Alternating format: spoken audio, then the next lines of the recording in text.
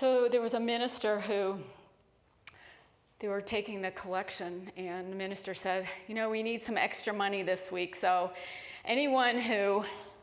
whoever puts in the most money in the collection basket this week, you get to pick 3 hymns. And so the collection basket went around, and it came back, and the minister saw, there's a $1,000 bill. Those aren't even in circulation anymore, so that was worth a lot, $1,000 bill. And he's like, who put in this $1,000 bill in the collection basket? I need to know. And a frail little old lady in the back raised her hand. He said, come on up here. We're going to let you pick out 3 hymns. And so she came up to the front, and he said, okay, what 3 hymns do you want? And she looked out at the community and found the most 3 handsome men and said, I'll take him and him and him. I love that, because how many times do we misinterpret the intention or misperceive the purpose? That life is lived from the inside out. It's not about the outer hymns. We just finished Prosperity Plus, which was a great series. We had 10 weeks. This past Wednesday was our 10th week, and I'm so proud of this group. This group would come in every week with energy just oozing over, bubbling up, and just exuberant. And it was such a joy to watch each of them start to live from that place, start to live from their vision, that untapped potential.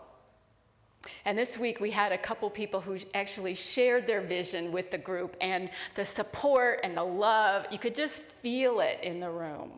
You could just feel it. And I love facilitating Prosperity Plus, because it's so about reaching in and knowing what is that potential within. What is life calling for me to do, to be, to have? And living it, living from that place.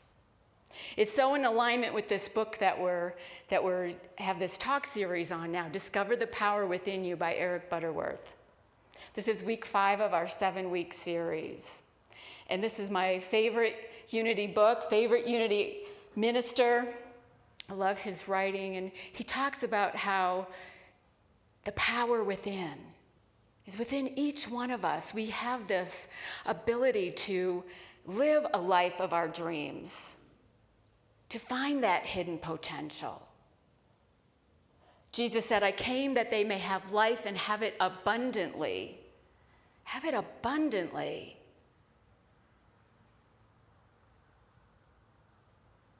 This desire, that desire within us is spirit calling us, longing. It's a longing. We live our lives often by either a longing for something or push against some pain. And so in Discover the Power Within You, what is your longing? What is your life calling for you to do, be, have? What is longing to come forth through you and as you in a bigger way so that you can have more life, live more life? But we often cut it off. It's like the rubber band, if you watched my sneak peek this week. So if you wrap a rubber band around your finger, the finger's gonna turn red, it's going to get then blue, get a little swollen. And if you don't let go of that resistance, the cells in the finger are going to be damaged. And we do that in our lives too. We have so many things that hold us against the life force. We want to release that resistance. We want to take that rubber band off our finger and let life flow, let the blood flow more freely. And we do that by looking at our beliefs. We do that by looking at what is not working in our lives. We do that by looking at our fears and our resentments and our bitterness and whatever is in our life that is preventing us from being dazzling and radiant and limitless. Because that's what we are. At our core, inside, we are dazzling, radiant, and limitless beings. And so often it's clouded over with a rubber band or with something stopping us from experiencing ourselves in that way. We need to stabilize our lives. This weekend, Kevin and I were up in Summit County, and we just bought a kayak. It's our first kayak. We bought an inflatable kayak, and it has 3 fins on the bottom, and we went for a little ride on Lake Dillon. It was really wonderful and fun, and so hard to prepare a talk when you've got all that stuff in Summit County in the summer tempting you to not work. But we had to try out the new kayak. So we went for about an hour-and-a-half ride, had a great time. Came back. It's an inflatable kayak. Kevin deflated it, put it in the car. Yesterday, we were packing up to go home late afternoon. He's like, "Do you know where the fins are?" Like, no. I thought they were in the kayak, and couldn't find them anywhere. He emptied the car a couple times. He emptied the kayak as he's trying to. We only had used it one time, and the fins were gone. And so we start driving home. We were in Silverthorne, and he said, "Do you think we should go?" He had called Frisco Marina and asked if anyone had turned them in. Nobody had. He's like, "Do you think we should drive over there and just see?" I said, "Yes." So we went over there, and we went to the dock. We walked down there, and there they were, still sitting on the dock from the day before. The elation, the joy at seeing those 3 fins was so funny, that this little thing that meant so much to us. But what are fins on a kayak but something that keeps you going straight? They keep you on track with less effort. Think about our lives and what keeps us on track? What keeps you on track? As the wind shift and change occurs, what keeps you on track? For me, it's an affirmation that I heard years ago. My first Unity minister said, "I will to will the will of God. I will to will the will of God." And he said, don't say that. Don't affirm that unless you mean it. Because when you say it, you're saying, God's will. I will to will thy will, God, thy will. Not my will, not my human will, but my will from inside, from deep inside me. That part of me that is dazzling and radiant and limitless. I will to will that will. That will. So often we think of the will of God and we want to put blame on God. Something bad happens in our lives. Oh, it was God's will. Something didn't manifest as we thought. Oh, it was God's will. God's will that I didn't get that job. God's will that relationship didn't work out. God doesn't will that stuff on us. That is not God's will. God Spirit just is. Spirit is love. Spirit has no wants or needs for us or desires. Spirit just is. We're the ones that give meaning to the things that happen in our lives. And if something doesn't work out, it's up to us to take responsibility for that. Not blame it on Spirit or God. God's will. It's not God's will that you are sick, that you lack, that you're poor, that you're lonely, that your life isn't working out. That is never God's will for us. We are the activity of God. We are the activity of Spirit. And so we need to take responsibility for things that happen in our lives and our reaction to them. The will of God never produces lack. It's funny, I'm watching this show called The Chosen, and it's a story about Jesus' life, and it's really good. It's really good, and as he performs miracles, he always looks up. It says in the scriptures, too, Before he's going to perform a miracle, he looks up. It's not that he's looking up to a spirit or God's Father up there. He's looking away from the appearance of lack. He looks away from that. And he does it so beautifully in this show, The Chosen. You can just feel the radiance from him. This actor does an incredible job. So he performs these miracles. And the miracle of abundance is not in the methods. It's not in the how it happened, but in the ideas that are generated. That's God's currency, that Spirit's currency for us, is ideas that come into our awareness, come into our consciousness. Eric Butterworth says this about the will of God. He explains it this way: the will of God is the ceaseless longing of the Spirit in you to completely fulfill in the outer the potential within you. The will of God in you is the pent-up energy of your own divinity that is seeking releasement and fulfillment in your manifest life. It is God seeking to express himself as you, as radiant health, eternal youth, as an all-sufficiency of supply, as freedom from limitation of any kind. So leave that quote up, if you would, for a minute. Let's look at that. That's a lot of words. But the will of God is the ceaseless longing of Spirit in you. The ceaseless longing. Life is always longing to come forth through us and as us in bigger, greater, freer, fuller ways. Always. It's ceaseless. Life is always wanting to express itself, completely fulfill in the outer that potential that's within each one of us. There is so much potential in each of us. And the will of God is for us to express that potential. The will of God in you is that pent-up energy of your own divinity that is seeking releasement. Can you feel that? It's seeking releasement. That longing in you wants to be expressed. Fulfillment in your manifest life.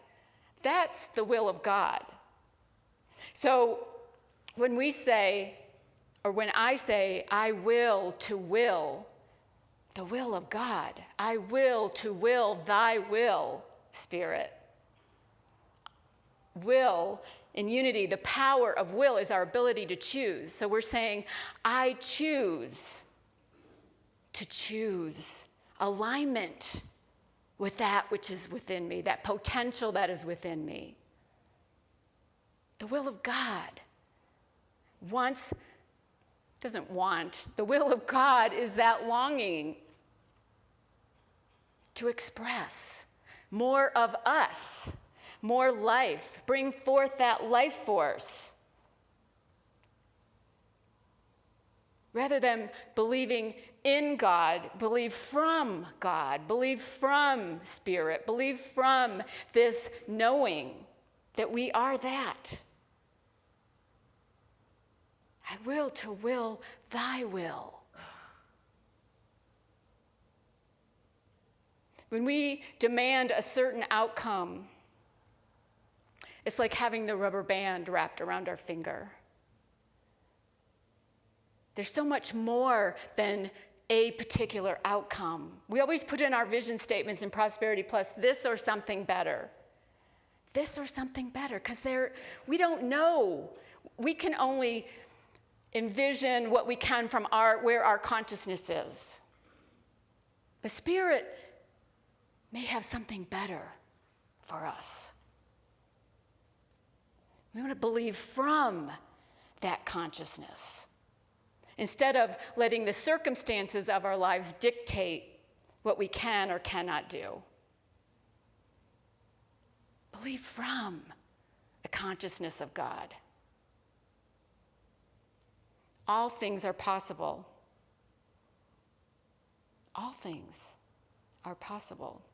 If we have an idea of a way to be, or something to do, or have. Spirit is longing.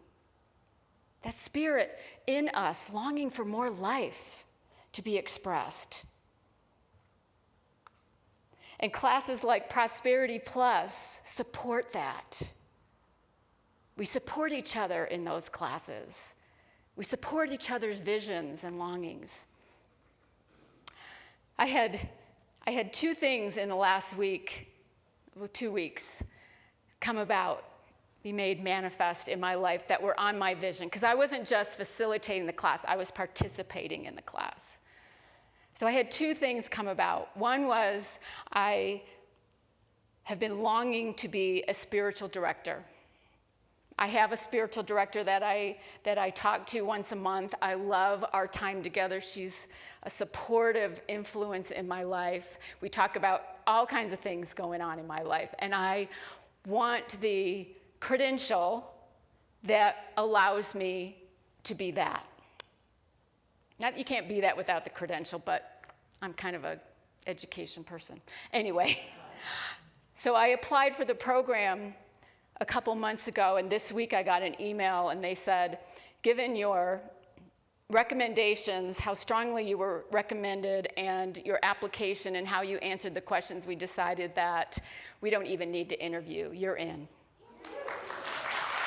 Yeah, so I'm super excited. It's a 2-year program, and I'll be a certified spiritual director at the end of it. It starts the end of September. So that's one part of my vision that manifested. Another part is, some of you know that when we moved, my husband and I moved to Colorado in 2012, we lived in Denver. We wanted an urban lifestyle. We wanted a city lifestyle. And we had that for 3 years, and I loved it. I love the city, the energy of the city, all the things that you can do. And it doesn't matter if you do them or not, but they're there. And then 6 years ago, we moved up here. We moved to Broomfield. And it just, for me, wasn't the same. And so in April, I shared with my husband that I really, really, really wanted to move back to Denver. And we started looking at homes. And a couple weeks ago, we went under contract at a home in Sloan's Lake, which is a half-hour commute. Somebody said, oh my God, are you leaving Columbine? No, is the answer. No, it's a half-hour commute. But we get to live in a place that makes me feel alive, with the energy, with a lake. We bought a kayak. We're so excited, which is why we were up in Summit County this weekend, because our home here in Broomfield is being shown. And one of the big drivers for me, for us, is that 2 years ago, Kevin's son and his wife and our 2 granddaughters moved to Sterling Ranch, which is about 15 minutes south of Littleton. And so it was an hour to get to them. And I love these girls. They are 5 and 7, and one of the drivers of being in Denver, besides the energy of the city, is being closer to them, of being able to, yeah, we'll come down for your school night, or we'll come down for your gymnastics meet or your dance recital or whatever, because we're only a half hour from them. We're right in between here and them. And I want more of that. You want to show them, picture them? I want more of that. These girls are just my heart just breaks wide open whenever I'm around them. And so that's another big driver and why we're moving. And so I'm so excited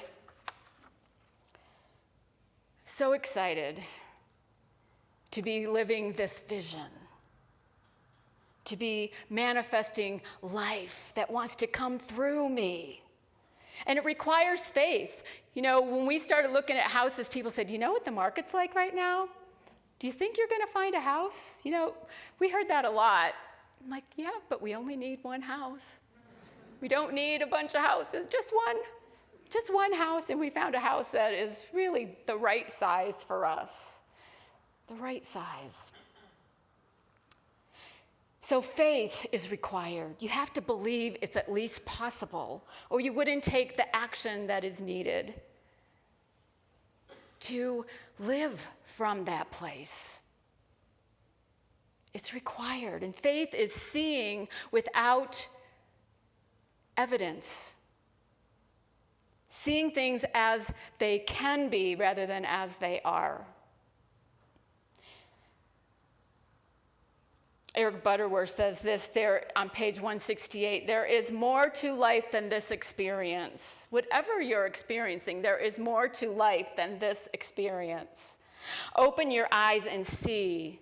Open your mind and perceive. Realize that within you, in the kingdom of heaven within, there is a power and life and substance that is sufficient to establish you in wholeness and abundant living. There is that within you. There is more to this life. Olivia Goldsmith woke up one morning. She was 35 years old, and she was a marketing consultant, first woman to make partner. She was quite successful in her job.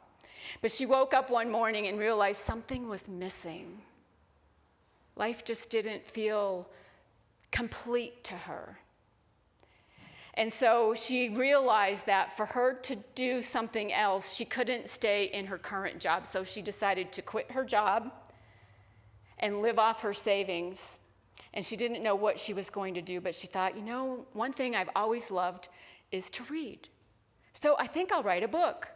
There was no evidence that she could write a book. She had never written a book, but she had a story to tell. And for 2.5 years, she worked on this book, on this manuscript. When she finally sent it to be professionally typed, she was so nervous because then the real work would start. She would have to sell it. And she sent her typed manuscript to many different publishers. And all of them rejected her work. Until finally one said, I just don't think this story has merit. Who wants to read a story about women who have been middle-aged women who have been rejected by their husbands? And she thought, well, that has been my life.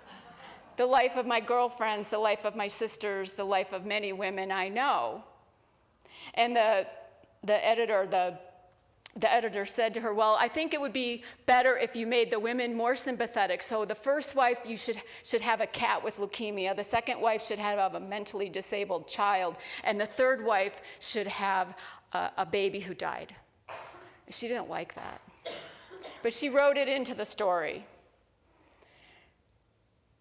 And as she wrote it into the story, this editor sent it to all his contacts, and not one of them said yes. It was too unbelievable. Somehow it got to Hollywood, and it landed on the desk of someone named Sherry Lansing, and she loved the story. She said, but there's 3 things I want you to change. Get rid of the cat with leukemia, get rid of the woman who has the mentally disabled daughter, and the baby who died. Come on.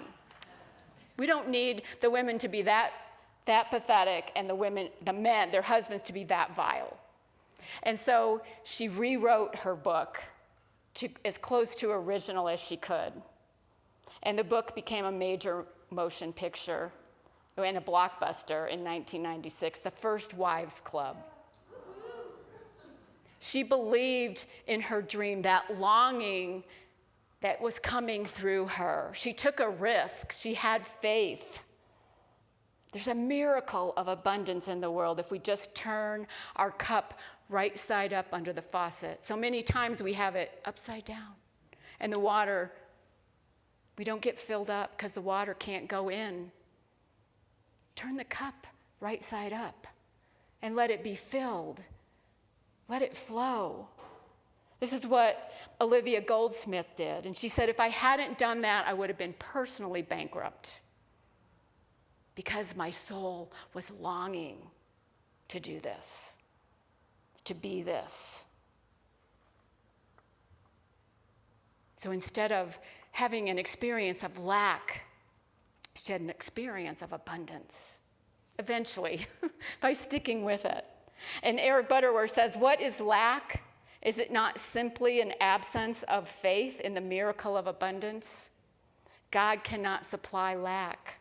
Lack is not a condition, but an attitude of the mind. It's never God's will. If we say, I will to will thy will, it is never God or spirits or universe's will that we lack, that we experience limitation. Because we are, remember, dazzling, radiant, limitless beings. So allow ourselves to do that. Perceive all that we are, all that we're capable of. In Judaism, it's a term called tikkun olam. We are called to affirm the value in each other. We're called to affirm the value in ourselves. And a woman named Cheryl Rice did just this in 2016. She was struggling at work with a project. And one of her coworkers handed her a business card, and it had 2 words on it. It said, "You matter." She started crying. She just broke down and realized the power of those 2 words, the power that was within her. So she ordered 100 cards of her own that said, "You matter." And she started handing them out to her friends and family. And then she would leave them in places, like the gas station in the credit card holder. And then one day she was really tested. There was a woman in front of her in the grocery store line, and the cashier asked the woman, "How are you doing?" And the woman in front of her said, "Oh, this is a bad day. My husband lost his job. I don't know how we're going to feed our children. I'm in a lot of pain." And Cheryl Rice, behind her, didn't know what to do. She heard this, and she thought, maybe I should help pay for her groceries. She didn't know what to do, and so she held back. And as she went out to the parking lot, she saw the woman returning her shopping cart, and she remembered, I have these cards. And she handed the woman a card, and it said, "You matter." And the woman broke down in tears, and she said, and hugged her and said, "You have no idea how much I needed to hear that today. You matter." Cheryl went back to her car and cried tears as well because of how good it felt. That will of God is always to help each other. That will of God will always do good for ourselves and for others. So Cheryl decided that she was going to start a movement. And you can go to youmattermarathon.com. It's a marathon where you don't have to run. And on her website, if you sign up, you can get 30 of You Matter cards sent to you for you to hand out to people. That we need to share the word, spread the word that you matter, that you matter, you matter, you matter. We all matter. And to date, the website says there have been 2 million cards shared from 182,000 participants in all 50 states and 84 countries. You matter. Do you know that? Do you know that you matter? I mean, deep down, do you know that you matter? It's an invitation to take that in and to share it with someone else. Let them know they matter. Because you are a dazzling, radiant, limitless being. It's what you are at your core. So your dreams are worth pursuing. Manifest the miracle of abundance. It's there, waiting for you. Namaste. Peace be with you.